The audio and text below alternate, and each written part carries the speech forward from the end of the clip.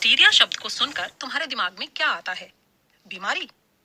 Bacteria 2 crore से भी अधिक प्रकार के होते हैं। ये सारे के सारे हमें बीमार नहीं करते। असल में इस वक्त भी तुम्हारे शरीर में ढेरों बैक्टीरिया मौजूद हैं। एक वयस्क इंसान की आंतों में करीब 3 किलो बैक्टीरिया होते हैं। ये खाने को पचाने में हमारी मदद करते हैं। यदि ये ना हो तो हम बीमार हो जाएंगे। लेकिन साथ ही ये भी सच है कि कुछ बैक्टीरिया हमें नुकसान पहुंचाते हैं। आओ उनमें से कुछ को जानते हैं। बैक्टीरिया पूरी दुनिया के लोगों को होने वाली कई बीमारियों का कारण है। इनमें से कुछ गंभीर और जानलेवा होती हैं, जैसे टीबी और टिटनेस। कुछ जल्दी ठीक होने वाली होती हैं, जैसे फूड पॉइजनिंग। क्या तुम्हें कभी फूड पॉइजनिंग हुई है? तो तुम्हें पता होगा कि संक्रमित खाना खाने के तुरंत बाद तुम्हारी तबीयत खराब होनी शुरू हो जाती है। ऐसा कुछ ही घंटों में होने लगता है। बैक्टीरिया बहुत ही तेजी से बढ़ते हैं। खाने के साथ शरीर में पहुंचे बैक्टीरिया जल्दी ही कई गुना हो जाते हैं। एक बैक्टीरिया सिर्फ 1 घंटे में विभाजित होकर 2 बन सकता है। 2 घंटे बाद ये 4 हो जाते हैं और 3 घंटे बाद 8। 24 घंटों तक एक अकेला बैक्टीरिया बन चुका होता है 1.6 करोड़ बैक्टीरिया। जब तुम बीमारी वाले बैक्टीरिया से संक्रमित होते हो तो तुम्हारी प्रतिरक्षा प्रणाली एक्टिव हो जाती है। शरीर इस दुश्मन से लड़ने के लिए कई सिस्टम लॉन्च कर देता है। शरीर में चल रहे इस युद्ध के कारण ही तुम्हारी तबीयत खराब हो जाती है। अगर तुम्हें बुखार है तो इसका मतलब है कि तुम्हारा इम्यून सिस्टम एक्टिव हो गया है। व्हाइट ब्लड सेल्स हमारी रक्षा प्रणाली का एक अहम हिस्सा हैं। ये कुछ ऐसे पदार्थ छोड़ते हैं जो शरीर के तापमान को बढ़ा देते हैं।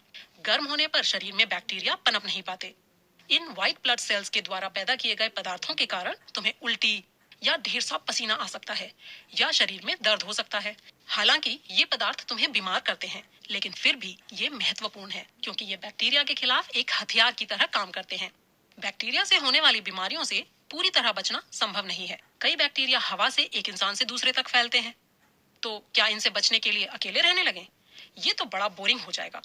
कभी कभी जानवरों से भी ये बीमारियां फैलती हैं, लेकिन अक्सर ऐसा नहीं होता। जानवरों से हमेशा बचकर रहना मुश्किल भी है और अनावश्यक भी। लेकिन इन बीमारियों को फैलने से रोकने के लिए तुम ये सब काम कर सकते हो। अपने शरीर और खाना पकाने की जगह को हमेशा साफ रखो। हमारे शरीर के बैक्टीरिया खाने में नहीं जाने चाहिए।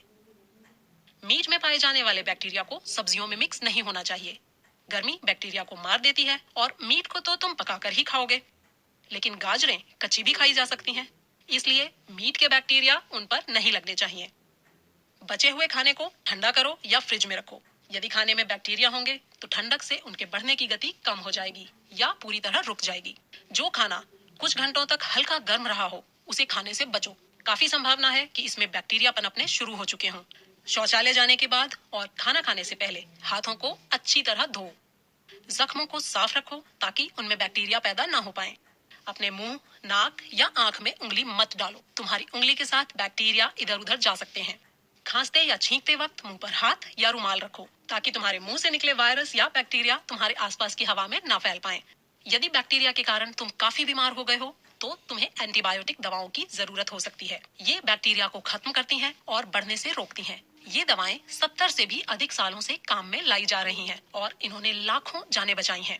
दुर्भाग्यवश पूरी दुनिया में कई तरह के बैक्टीरिया पर अब एंटीबायोटिक्स का असर नहीं हो रहा। ये एक गंभीर समस्या है जो दिन प्रतिदिन बढ़ती जा रही है। हमें खतरनाक बैक्टीरिया से लड़ने के लिए नई दवाओं और तरीकों की जरूरत है। उम्मीद है कि विज्ञान इन्हें जल्द ही हमारे लिए उपलब्ध